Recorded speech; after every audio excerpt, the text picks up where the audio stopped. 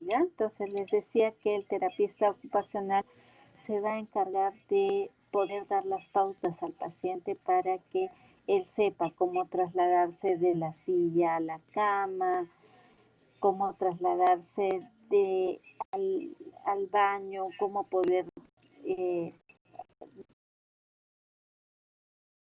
cómo poder ingerir los alimentos, ¿no? Y también se va a encargar de la evaluación para el retorno laboral luego de culminado el programa de rehabilitación, ¿no? También es importante la participación de psicología porque muchas de las lesiones traumatológicas pueden posteriormente dar como consecuencia una discapacidad leve, moderada o severa, ¿no? Entonces, el psicólogo tiene que trabajar en la aceptación de la discapacidad y también prevenir episodios de ansiedad o depresión. La nutricionista debe velar por el estado nutricional óptimo, un peso adecuado para que esas lesiones traumatológicas posteriormente no condicionen osteoartrosis secundarias por sobrecargas de peso, ¿no? Asimismo, la asistenta social se va a encargar de coordinar con la familia para brindar el apoyo al paciente luego del alta hospitalaria y también con el centro laboral para que el paciente se pueda reintegrar a laborar luego de que su capacidad funcional haya mejorado. Entonces, en la evaluación médica es necesario tener en cuenta la evaluación de el test articular, el test muscular, evaluar si el edema está siendo leve, moderado o severo, la intensidad del dolor y también es importante evaluar el equilibrio, la coordinación, la destreza y el patrón de marcha, sobre todo en lesiones traumatológicas de miembros inferiores, ¿no? En la anamnesis, los datos que son importantes y que no debemos olvidar: precisar la edad, el sexo, la localización de la lesión, la intensidad del dolor y precisar los factores desencadenantes y también el grado de impotencia funcional.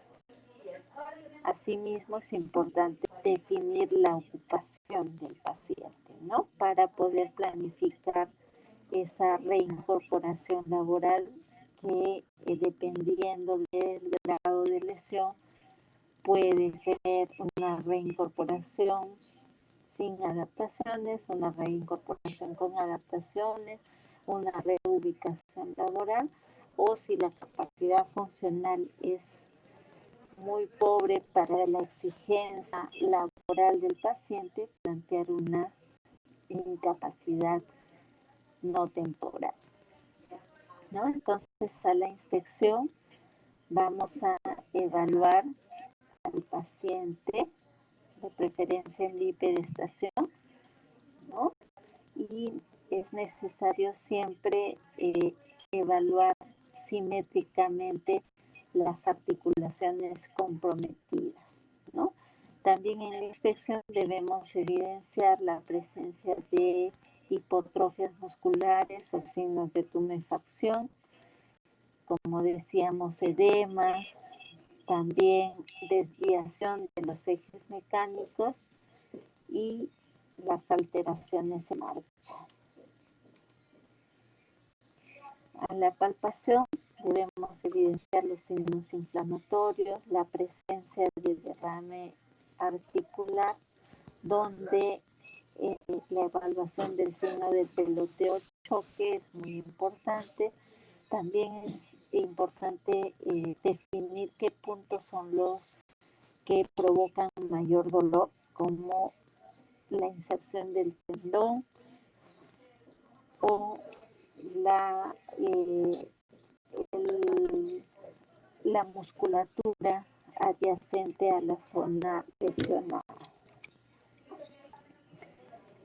Asimismo, es importante la evaluación de los rangos articulares, ¿no? Si estoy frente a una lesión traumatológica que compromete la rodilla, entonces tenemos que evaluar la flexión y la extensión y tener en cuenta los rangos articulares normales, ¿no? Los signos para valorar la fuerza muscular. También es importante, luego de la evaluación de rangos articulares, fuerza muscular, también evaluar la capacidad funcional del paciente, ¿no? En el tratamiento de rehabilitación son muy importantes las medidas preventivas, ¿no? Todo ese tratamiento que evite las complicaciones como infecciones respiratorias o neumonías por el periodo de inmovilización del paciente, las trombosis venosas profundas o la presencia de úlceras de presión, ¿no? Es importante también tener en cuenta que uno de los objetivos de la rehabilitación es controlar el edema, la inflamación, el dolor, ¿no? Mediante la aplicación de terapia kinésica, agentes físicos, mecanoterapia y también para lograr una independencia funcional mucho más rápida, el uso de ortéticos es muy importante, ¿no? Y como también decíamos, la terapia ocupacional para lograr que ese paciente tenga una independencia en las actividades de la vida diaria, ¿no? Entonces, en pacientes con lesiones traumatológicas vamos a tener 3 fases de tratamiento, ¿no? La fase aguda, la fase de restauración y la fase de reintegración. Y en el caso de una cirugía programada como una osteoartrosis de tercer o cuarto grado en la que la limitación funcional es severa, entonces vamos a iniciar el proceso de rehabilitación en el prequirúrgico, ¿no? Lo cual nos va a asegurar mejores beneficios y una recuperación más pronta. Entonces, en la fase aguda, los objetivos de la rehabilitación van a ser mejorar el edema y el dolor, ¿no? Para ello podemos usar las compresas frías, las compresas calientes, la hidroterapia y donde también es muy importante las posturas de drenaje, ¿no? También los ejercicios van a ser activos asistidos en las zonas adyacentes a la lesión y ejercicios activos libres en las zonas no afectadas, ¿no? Por ejemplo, si tengo una fractura de tibia y peroné, es muy importante el fortalecimiento muscular de los miembros superiores para lograr el traslado o la movilización precoz del paciente, ¿no? Entonces los miembros superiores tienen que estar forcidos para que él pueda usar las muletas axilares con comodidad o si estamos frente a un paciente adulto mayor, pueda usar el andador, ¿no? En la fase de restauración, el objetivo es mejorar el rango de movimiento, ¿no? O sea, mejorar los rangos articulares, también la eliminación del tejido fibroso, mejorar la eficiencia circulatoria, mejorar la fuerza muscular y también la destreza de los músculos, ¿no? En esta fase podemos usar agentes de calor superficial y profundo y también la electroterapia, ¿no?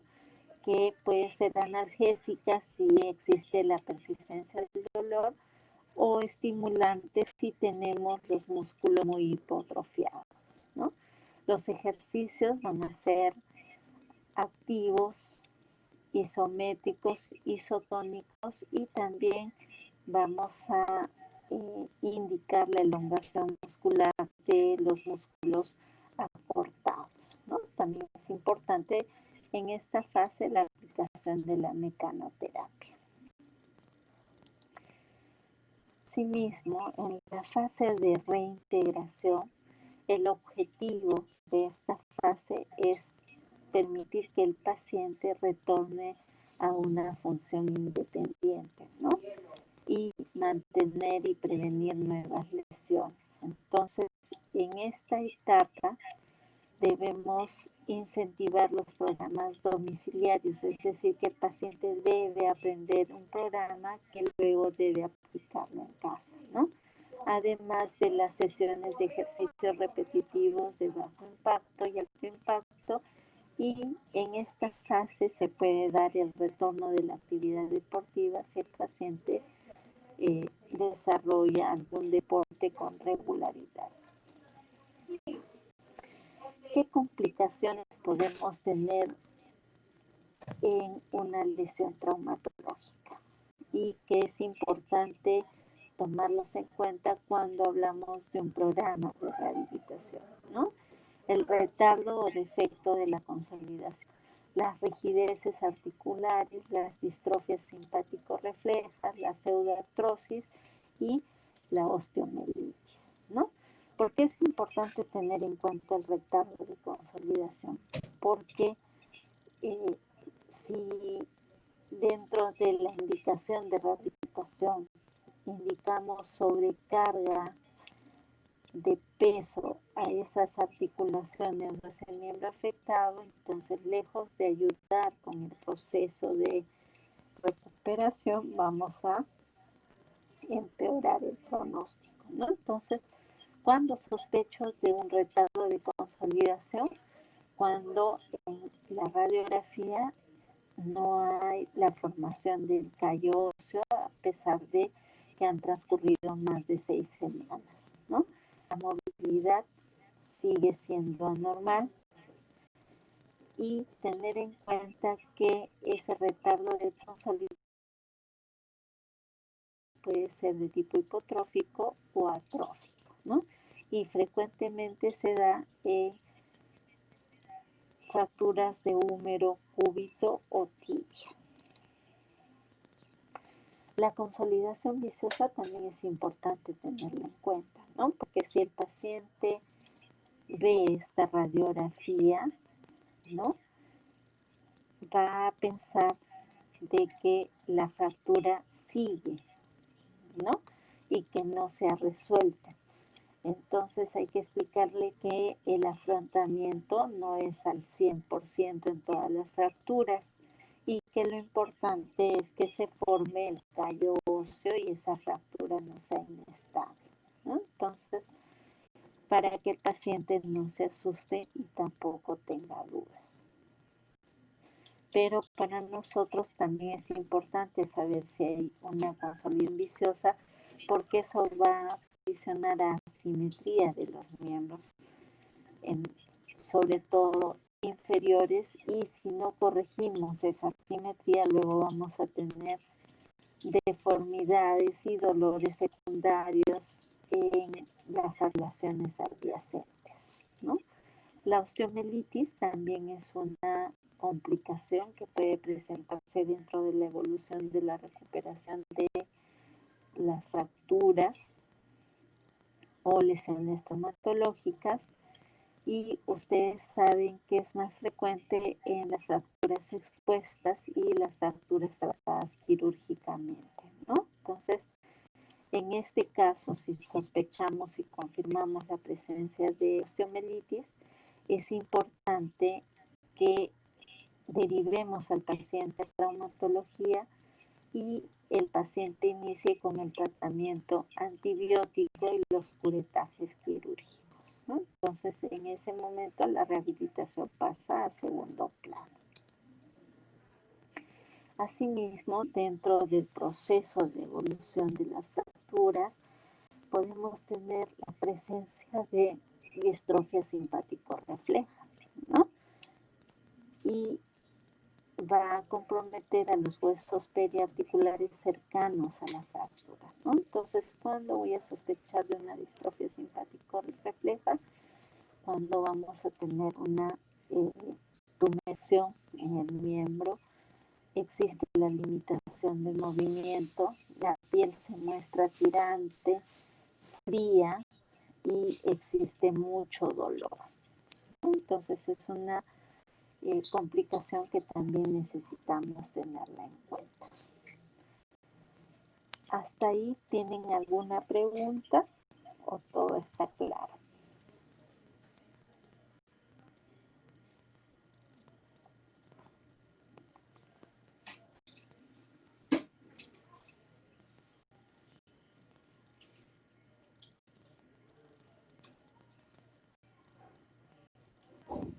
Doctores, ¿tienen alguna pregunta?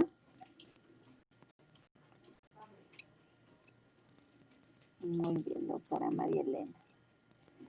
Bueno, si no tenemos ninguna pregunta, hemos hablado del enfoque de rehabilitación en general de las lesiones traumatológicas, ¿no?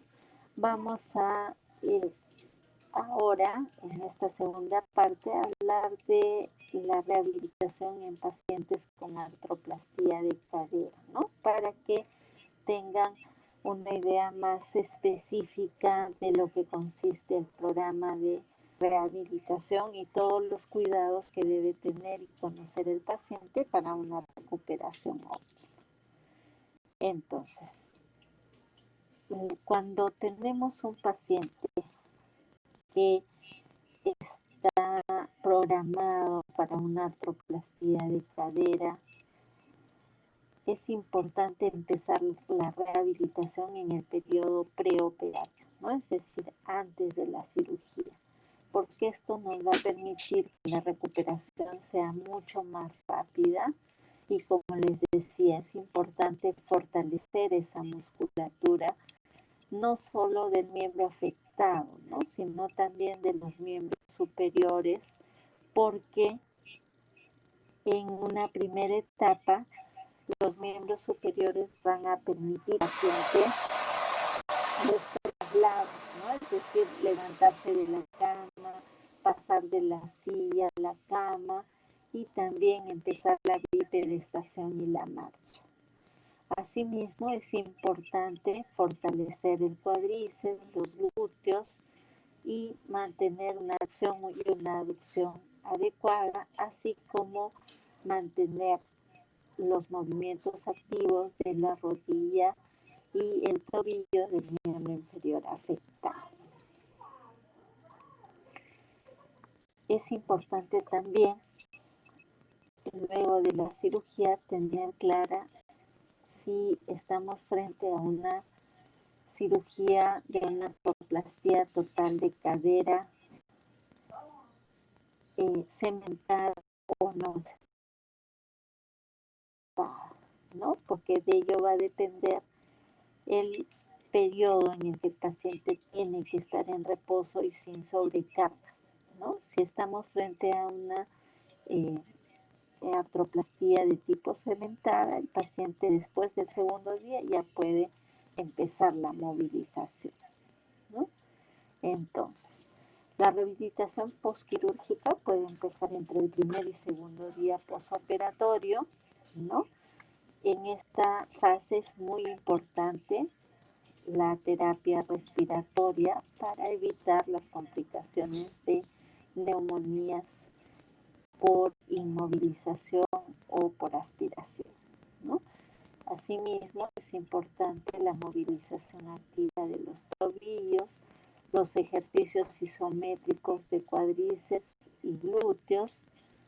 Podemos empezar con la elevación de la pierna en forma recta y es muy importante el uso del cojín entre los muslos, ¿no? Porque eso va a evitar que el paciente realice la aducción y la rotación interna del miembro inferior afectado y eso nos condicione a una subluxación de la prótesis, ¿no? Como les decía, si estamos frente a una artroplastía de tipo cementada, el paciente puede iniciar la marcha y la bipedestación a partir del segundo día, ¿no? Si nuestro paciente es de la tercera edad, probablemente va a requerir el andador para mejorar su equilibrio y estabilidad, ¿no? En los pacientes más jóvenes es probable que requieran andador muy pocos días y luego pueden usar las muletas axilares que le van a dar mayor independencia funcional.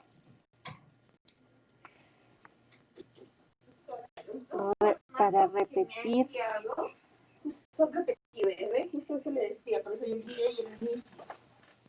Son iguales. Es el que ya hicimos. Este. tiene unas copias. ¿Sí? Eso no es. Le saco copia y le traigo.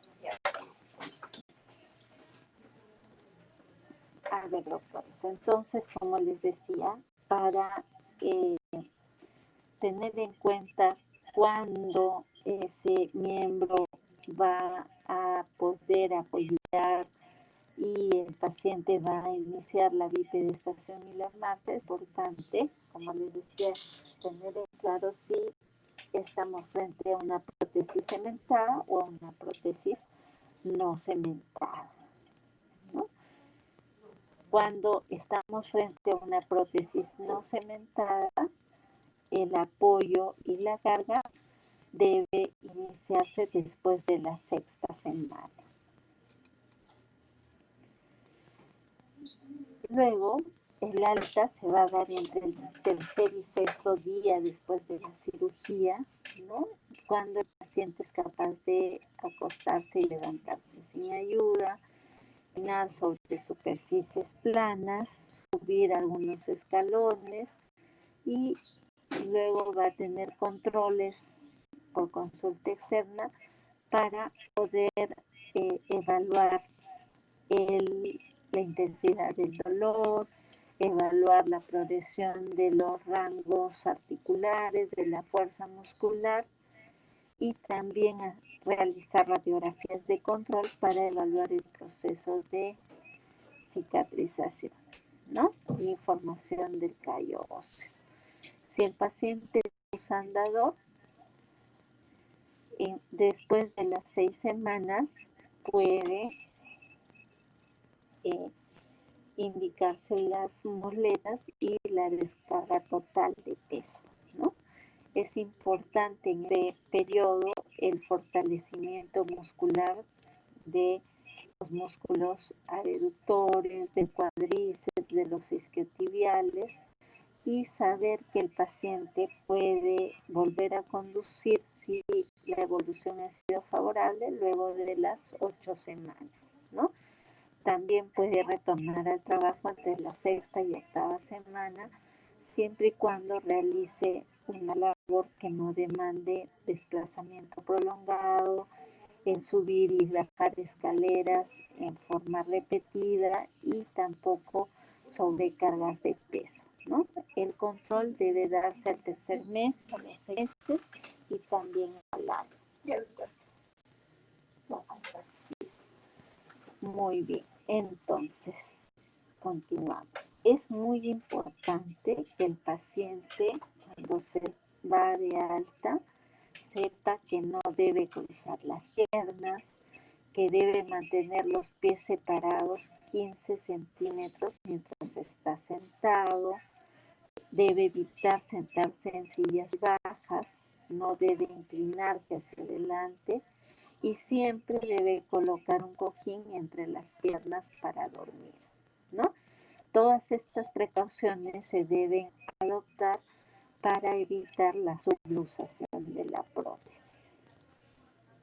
Asimismo, en casa es importante que cuando se bañe use las alfombras antideslizantes, el asiento para la ducha y que ese asiento tenga la altura adecuada, ¿no? es decir, que la alineación de la cadera y la rodilla esté a 90 grados, ¿no? Y también durante el reposo en la noche debe evitar acostarse en decúbito lateral sobre el lado sano, ¿no? Porque si no va a condicionar a adoptar la aducción del lado enfermo y eso puede condicionar a la subluxación de la prótesis. Es importante para la evolución funcional de los pacientes operados de nefroplastia de cadera tener en cuenta la situación previa del paciente, es decir, fue una cirugía electiva porque su capacidad funcional estaba muy venida a menos, o el paciente era independiente totalmente y tuvo una caída y bruscamente tuvo que ser operado, ¿no? Las comorbilidades también van a jugar un papel importante en la evolución de la enfermedad y el tiempo de la espera para la cirugía también juega un rol muy importante. ¿Me escuchan, doctores?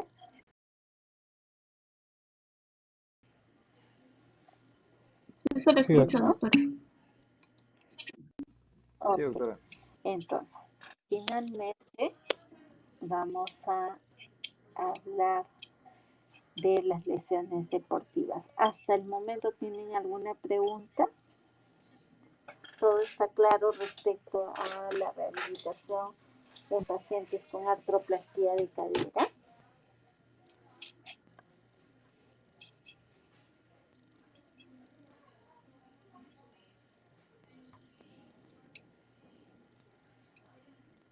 Todo está claro. Bueno, en las lesiones deportivas, ¿no? Las lesiones más comunes que van a requerir tratamiento de rehabilitación van a ser las contracturas musculares, las contusiones, las distensiones, los síndromes miofasciales, las tendinopatías, los esguinces y también las fracturas, ¿no?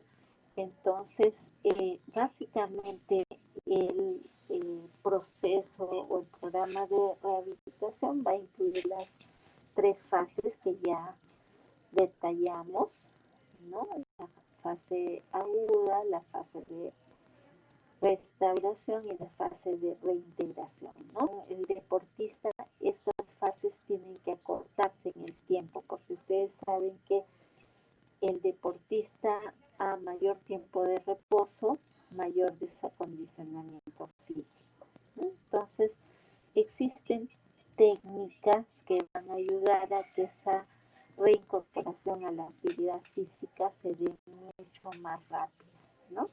Y dentro de ellas el vendaje funcional es una de las técnicas que ayuda mucho en los deportistas para que puedan reincorporarse a las actividades que desarrollan en forma rutinaria, ¿no? También está indicada la masoterapia, la terapia física, la hidroterapia, la crioterapia y también la termoterapia superficial y profunda. Es importante dentro de las lesiones deportivas saber de que todos los deportistas son susceptibles de tener una lesión deportiva, ¿no? Entonces, ¿qué es importante cuando yo practico un deporte? Poseer una preparación física adecuada al tipo de actividad que se va a realizar, ¿no? Por eso es que muchas de las lesiones también se dan en los gimnasios, no se tiene esa preparación física y de pronto no se exige una sobrecarga de actividad física y sobrecarga de peso que daña las articulaciones, los músculos o los tendones. También es importante tener en cuenta realizar un calentamiento adecuado antes de realizar la actividad principal, utilizar el equipamiento adecuado, es decir, el calzado adecuado, la ropa adecuada, los protectores adecuados.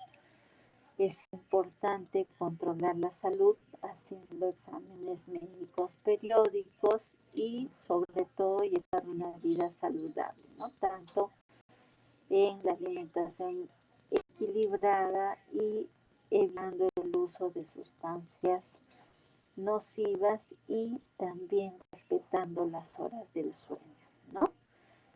Y saber que debemos suspender la actividad física si tenemos algún síntoma de dolor o fatiga, porque si persistimos realizando la actividad a pesar de presentar dolor, puedo tener una lesión a nivel de músculo, de tendón, de hueso. Esta lámina lo que pretende es dar a conocer la frecuencia de las lesiones por el tipo de deporte, ¿no? Entonces es importante que tengamos en cuenta que todo deporte me puede condicionar a una lesión deportiva, ¿no? Por ejemplo, si mi paciente practica el fútbol, ¿no? La lesión en los miembros inferiores puede darse hasta en un 58.4%, ¿no? Y la lesión más frecuente va a ser la ligamentaria en un 59.8% y también la lumbar en un 60.3%, ¿no? A diferencia de que si el paciente va al gimnasio, las lesiones más frecuentes van a darse a nivel del cuello y la de mayor prevalencia es la muscular con un 17.5%, ¿no? Y tenemos deportes donde la presentación de una lesión es mucho menos frecuente, ¿no? Como vemos en el voleibol o también en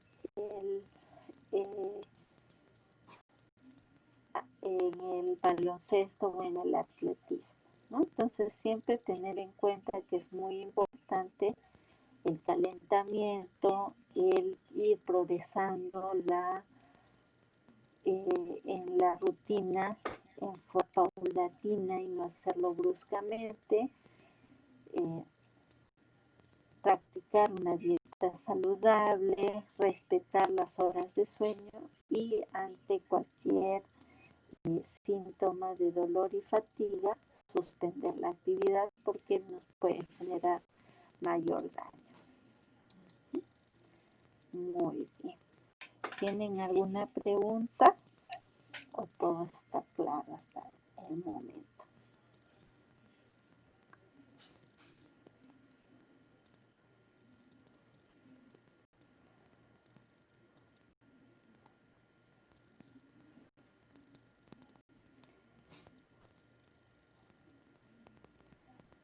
¿Se ha entendido todo, doctores? ¿Todo está claro o tienen alguna pregunta adicional?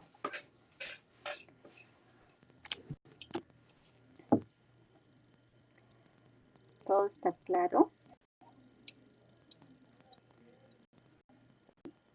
Muy bien. Entonces, en este tiempo que nos queda, vamos a hacer una revisión, ¿ya? Y el comentario de esa revisión sistemática la van a mandar a mi correo, ¿ya? Les voy a poner mi correo.